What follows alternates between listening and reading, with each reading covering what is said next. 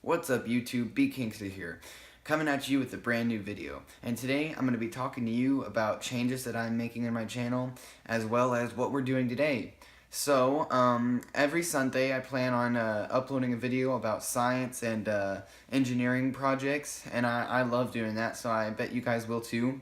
And as far as gaming goes, I don't think I'm going to be doing that for a while. I'm probably going to get my feet on the ground first before I think about adding that in. But for now, we'll just do a video every Sunday about science and engineering. But today, we're going to be working around the Foundry, and we're going to be seeing what I've done with it, how I built it, and all that kind of good stuff. So without further ado, let's get started. Alright guys, so this is the Foundry that I've created. It's in a steel 3-gallon bucket, and it's filled with plaster of Paris, as that is very insulative once it is dried out. So how I made this is I got 4 water bottles, as you can see here, put them in the middle.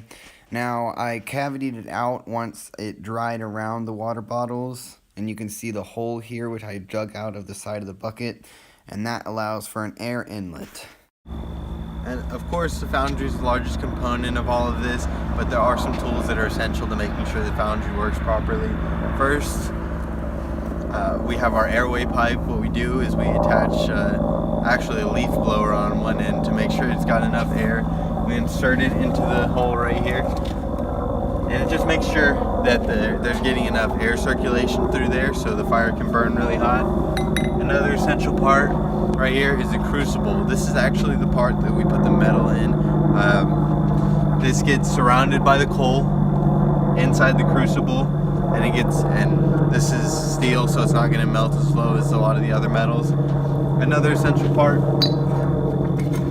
is what we pour the metals into after we're done melting them. This just shapes them for easier handling. One last thing we always recommend, we're not just kids out here, gotta have safety. So always wear your gloves and your goggles, make sure you're not getting injured.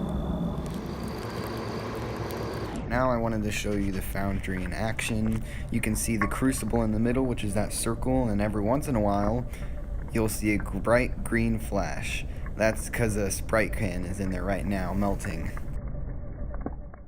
So here's the finished product of aluminum after I poured it into the muffin pan. It dried out enough for me to grab it with pliers. And then next is my brass whenever I took a picture of it, and it was still molten inside of the muffin pan. And I took it out and it dried out, and this is what it looks like. Alright, so you guys saw the Foundry in action. You got to see how hot it can get and how it works.